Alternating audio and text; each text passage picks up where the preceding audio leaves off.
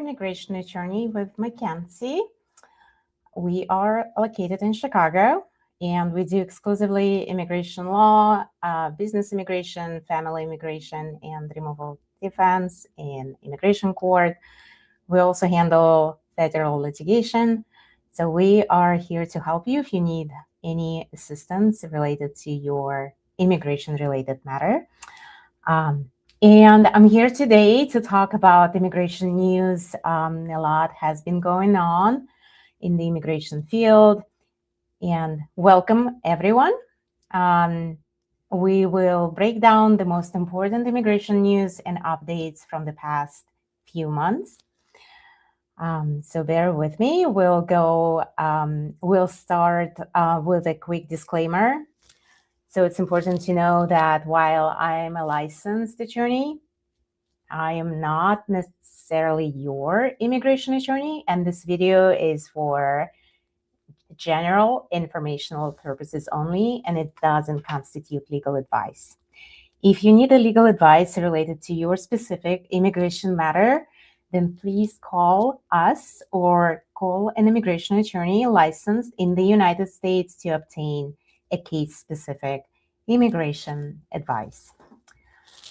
All right, so there are a couple of things we would like to cover today. We don't have a lot of time. We have about half an hour. And I wanted to start with the March Visa Bulletin and just go through several highlights. Every month, the U.S. Department of State publishes the Visa Bulletin to show when immigrant visas are available in the family category or in an employment-based categories based on the priority dates. How to find a priority date? Look at the notice, at the receipt notice that you received when you filed the petition, let's say, and it will be mentioned on the notice.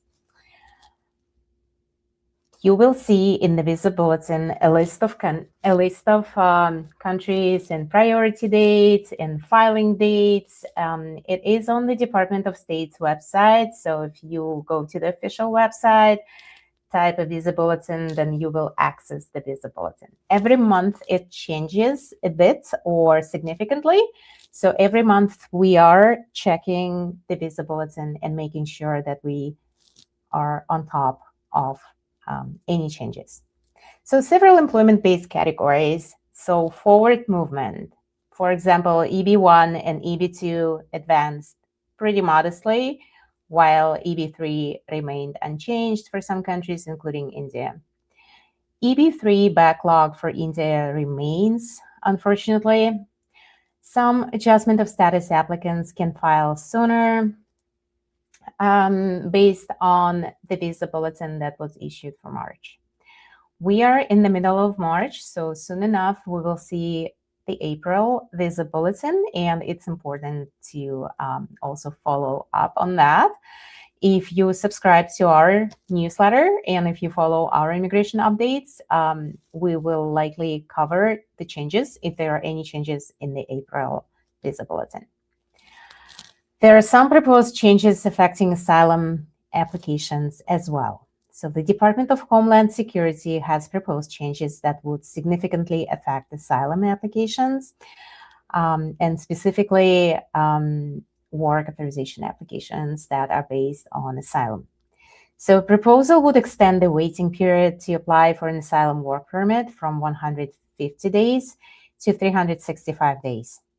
And also allow the government to pause new asylum work permit applications processing and even acceptance of those if asylum processing times exceeds 6 months. So these changes are pretty significant, and the proposed rule has been published. So if you access this rule, you will be able to post comments.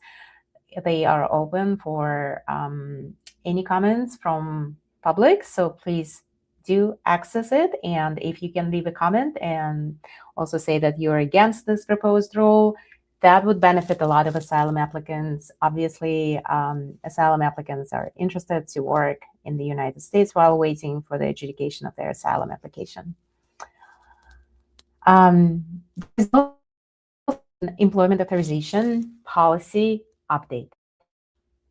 This is unrelated to the asylum applications.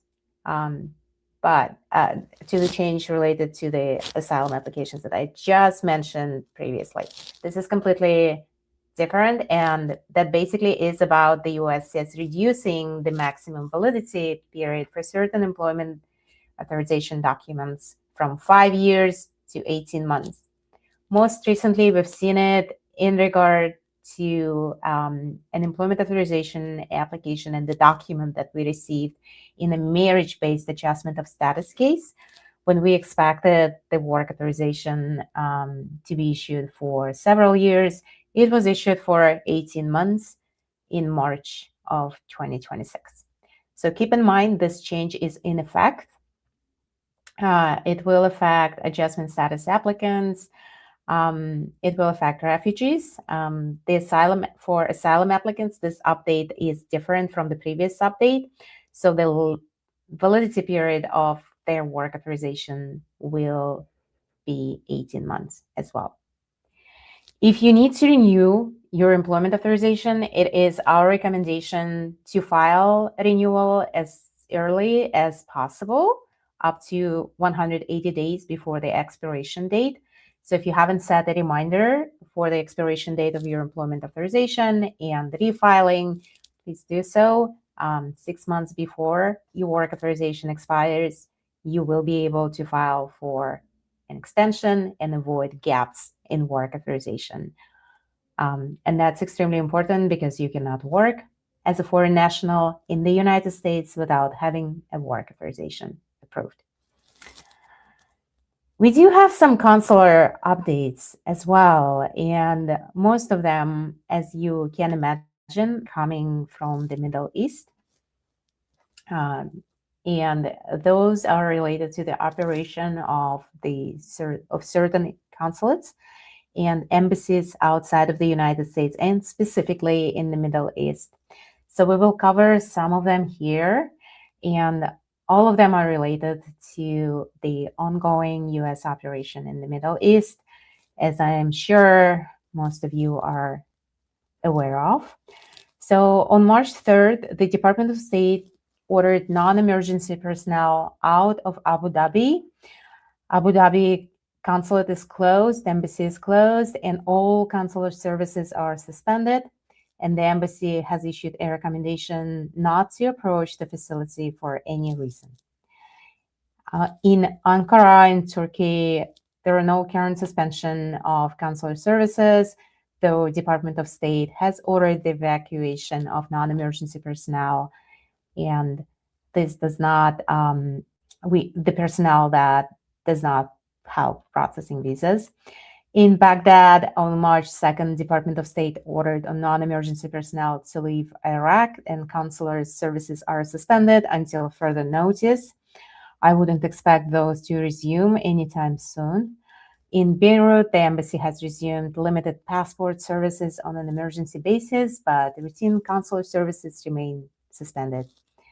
In Dubai, on March 3rd, the Department of State ordered non-emergency personnel out of the country, and Dubai is closed and all routine consular services are suspended. So if you had a case pending there, it is suspended. It is not going to process because all consular services are being suspended at the moment. And there was a recommendation not to approach this facility of the U.S. consulate or embassy for any reason. In Islamabad, things related to the services to U.S. citizens remain unchanged. So Islamabad is providing services to U.S. citizens, but all other consular services are being suspended at the moment. In Istanbul, there is no current suspension of consular services. In Jerusalem, all consular services have been suspended, and emergency passport services are available Monday to Friday from 10 a.m. to 1 p.m. with no appointment. In Kuwait City, all consular services remain suspended until further notice. In Tel Aviv, all consular services are also suspended, but passport services for U.S. citizens, if those are emergency passport services, are available. If you're interested to receive consular updates, we have an amazing colleague here, a partner of our firm, James Hollis, who publishes consular services updates every week, I believe, or every 2 weeks. You will be receiving a newsletter if you subscribe. It's an amazing resource. If you don't follow James Hollis on social media, please do. He also provides updates on the social media of Mackenzie Law Group. So if you haven't subscribed to accounts, please do so. We provide updates related to immigration law on a regular basis. Let's talk about the immigrant visa processing pause that has been in effect since January 14th of 2026. I know a lot of people call it a ban, but the Department of State specifically let everyone know that they do not consider it to be a ban in the full, in the full effect, so to say, but it definitely looks like a ban. Let's call it a pause.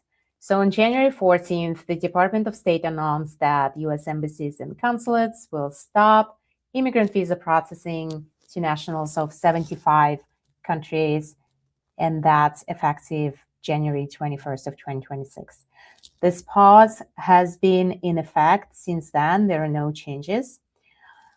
Currently, only immigrant visas are being affected, so non-immigrant visa processing has not been affected by this specific pause. And this suspension does not include non-immigrant visas like tourist visas, work visas. It does include immigrant visas, both business and family-based immigrant visas. Also, keep in mind that this pause does not affect individuals who have petitions or applications pending with the USCIS, although watch for specific USCIS bans that are in effect right now. So we, in particular, have a ban in effect, which is an actual ban in effect, and it's a security ban based on the June 2025 presidential proclamation. And that pause will affect the Department of Homeland Security, but the 75 countries pause that is in effect outside of the United States, pursuant to the Department of State rule that news that have been issued recently. You should keep in mind that the Department of State is what we have outside of the United States consulates and embassies, and the Department of Homeland Security is the USCIS that we have inside of the United States. So if the Department of Homeland Security issues a certain rule for the USCIS, then it affects processing inside of the United States. And if it is a Department of State that issued a certain notification or pause was implemented by the Department of State, that concerns visas specifically. If you are wondering what countries have been included in this list, I can give you several examples. And also, before I do so, I want to emphasize that this pause has been implemented and put in effect because the government is concerned about potential public charge issues with nationals from these 75 countries. So it's not a security-based issue. It is related to the public charge ground of inadmissibility. Countries that have been included in this list include Uzbekistan, Russia, Belarus, Syria, Thailand, Yemen, Tunisia, Morocco, Nepal, Nicaragua, Afghanistan, Albania, Belize, Bhutan, Colombia, Egypt, Ethiopia, the Gambia, Democratic Republic of Congo, Dominica, Guinea, Guatemala, Kyrgyz Republic, Lebanon, Liberia, Nigeria, Morocco, Nepal, Nicaragua. There are all 75 countries on this list, but some of the examples are the ones that I mentioned. How soon can we expect the Department of State to get rid of this pause and start processing immigrant visas, resume the processing? We don't know. But since it's not a ban, according to the Department of State, this is not here potentially for a very long time. If you are a citizen or national of one of those countries, but you have dual citizenship and you have a passport from some other country that is not on this list, then you will be exempt from this specific rule. With asylum applicants, we do have a lot of other updates besides the employment authorization that concern asylum applicants. The government has decided to make the asylum process more complex, and we can definitely feel it as immigration attorneys. Our clients can feel it. A lot is going on in immigration courts. So pretermissions are still happening. If you don't know what the pretermission is, it is when the government, immigration court, or on its own sua sponte pretermits cases because it decides that an application is not completed properly and does not deserve a hearing. So the judges go ahead and terminate an asylum application. Sometimes the Department of Homeland Security prosecutors would file a motion to pretermit based on, for example, a third country agreement saying that while the person is requesting asylum from a certain country, he or she can safely reside in a third country. So those motions to pretermit are definitely a significant change in the asylum field. And if you have an asylum application, my best recommendation is to follow your case closely. Retain an attorney if you do not have an attorney representing you, because receiving notices, receiving those motions or potential pretermission orders is extremely important for the appeal processes, for the opportunity to respond to the notices within a very short period of time usually. Another update in immigration court, immigration judges may sua sponte reschedule your immigration court hearing. So keep an eye on the notices coming from the immigration court. That's definitely happening in the US, and it's not only happening in certain courts, it's happening in every single immigration court throughout the United States. Another question that we get a lot when we consult people, when we talk about immigration-related updates, is what's going on with detentions. And if a foreign national gets detained, what are the options? So one thing that is important to keep in mind is the manner of entry into the United States, specifically in a certain case, because depending on the manner of entry, there are different options for release that may be available, or, best to say not available, because if you are an arriving alien, let's say, somebody who crossed, let's say, the border and applied for asylum, and so a CBP officer, entered through an official port of entry, used CBP One app, for example, to enter the United States. That person will be considered an arriving alien. More than likely, arriving aliens are not qualified for bond. So an immigration judge will not issue bond, will not release an arriving alien on bond. If you entered without inspection, bonds pretty much allowed, how we see it as immigration attorneys, but the immigration courts are fighting us in immigration courts. Prosecutors are saying that those who entered without inspection do not qualify for bonds, but there is a lot going on in federal courts in relation to the bond eligibility for those who entered without inspection. We're following those news closely. We're keeping an eye out for any updates related specifically to the bond eligibility. And when an immigration judge tells you that he or she doesn't have a jurisdiction to grant bond for someone who entered without inspection, My advice is to challenge that, argue against that, and I see how you can win your argument. Of course, the circumstances of a particular case play a significant role in the bond proceedings. Criminal history, ties to the United States. Whether you have a sponsor in the US or you don't have a sponsor will have a huge effect on the bond proceedings. A lot of people entered on a visa and overstayed a visa in the United States. So if you entered on a visa, then you will be eligible to request bond, and cases like that are less challenged in the immigration court, but immigration judges like to see that you have applied for some kind of a relief. I'll give you a very common example.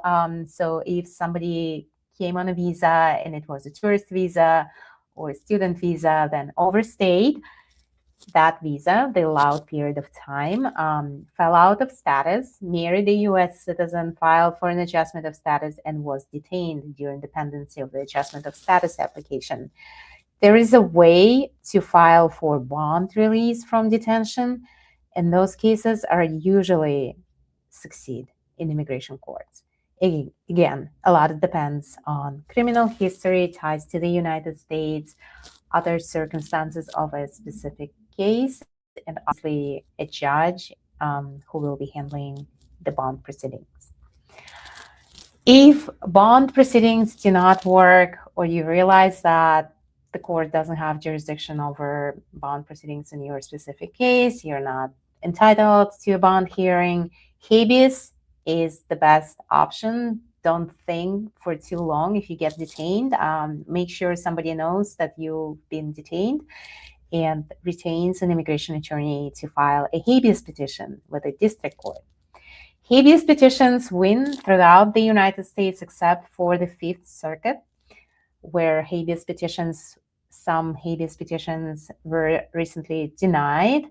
This is an ongoing litigation, so keep an eye out for any news related to habeas cases. Habeas petitions are filed in the district court, so it's on the federal level, not immigration courts. These are unrelated petitions to the removal proceedings that they're happening in a different court. They are limited to specifically detention, not the removal proceedings necessarily, but a lot, of course, of information from the Department of Homeland Security has to be disclosed in front of the district court judge who's handling your habeas petition. If you're in the Fifth Circuit, then the news are not that great, and the Fifth Circuit includes Louisiana, Mississippi, and Texas. If you're anywhere else outside of the Fifth Circuit, your habeas petition is probably going to win if filed properly and if the circumstances of your case warrant an exercise of favorable exercise of discretion, positive exercise of discretion.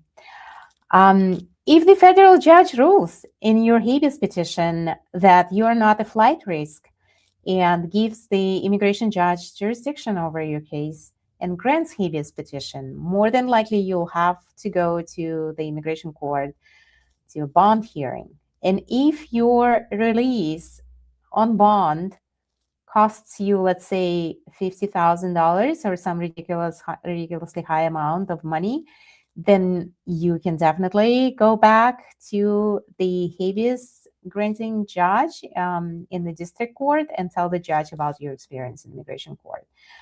It's possible that you may be able to file a motion to enforce the habeas ruling. If the immigration judge, when habeas was granted, if the immigration judge decides that he or she doesn't have jurisdiction, go back to the district court and file a motion to enforce the ruling. If the immigration judge decides that you are a flight risk while the district court judge decided that you are not a flight risk, again, go back to the habeas granting district court judge and file a motion to enforce the habeas ruling against the immigration court. Great things are happening in district courts, so keep an eye out for any updates. That's where we see the law work, and that's great. Another piece of news here is that there's a federal case going on where a federal judge put an injunction against the IRS sharing information with the Department of Homeland Security. So the IRS is not currently sharing information about the tax filings with the USCIS. If you remember, in the past, in 2025, the IRS was instructed to share information with the USCIS on foreign nationals and their tax filings. So as of now, the injunction is in effect. The USCIS will not be able to access the IRS system to tax returns of the foreign nationals. But the USCIS does ask to provide tax returns on a regular basis for different kinds of applications that foreign nationals file with the USCIS, such as naturalization application, or an application for adjustment of status has to include an affidavit of support, and that's where tax returns become extremely important and a necessary piece of evidence that you need to include. The last piece of positive news is that there are at least two cases going on in federal courts that challenge pretermission, the way the immigration courts are pretermitting cases of asylum applicants in immigration courts. While pretermission is authorized by the federal statute to a certain extent, what immigration courts are doing in terms of pretermission goes against what we've seen in the past, and in my opinion, against the regulations. And how the immigration courts specifically do it goes against regulations. So the federal courts are reviewing the approach that immigration courts undertook in relation to the pretermission process, and the rulings will be coming in pretty soon. So that's important to also know what's going on in federal courts in relation to pretermission. While I don't think the pretermission processes will completely be eliminated in immigration courts, there will be more due process allowed to the foreign nationals to defend their cases against pretermission. So that's great news. And right now, I would like to move on and answer some of the questions that we received from our followers. All right, so the first one, who qualifies as an immediate relative for a U.S. visa? So a spouse qualifies as an immediate relative. As you probably already know, that's the most common kind of a immigrant relative petition that we file and that people file with the USCIS. Unmarried child under 21 is considered an immediate relative, and the parent of a U.S. citizen who is over 21, if the U.S. citizen is over 21, then his or her parent is considered an immediate relative. Why is it important to know who's an immediate relative and who is not? The importance here is really in the availability of immigrant visas. So for the immediate relative, immigrant visas are available right away. There's no wait time. Obviously, there's wait time related to the interview scheduling, to the national visa processing, or adjustment application processing. But in terms of the wait line related to a priority date, there is no such wait line, and visas are immediately available. How can I sponsor a family member to the United States? So U.S. citizens and lawful permanent residents can sponsor certain family members for immigration purposes by filing Form I-130 petition for alien relative with the USCIS. That's if your relative is outside of the United States and you are a U.S. citizen or lawful permanent resident, you can file Form I-130 petition to start an immigrant visa process. The approval of that petition doesn't mean that a visa has been approved. There are 2 more steps with the National Visa Center and the consulate to get to a visa interview and to obtain a visa outside of the United States before your relative can move to the United States.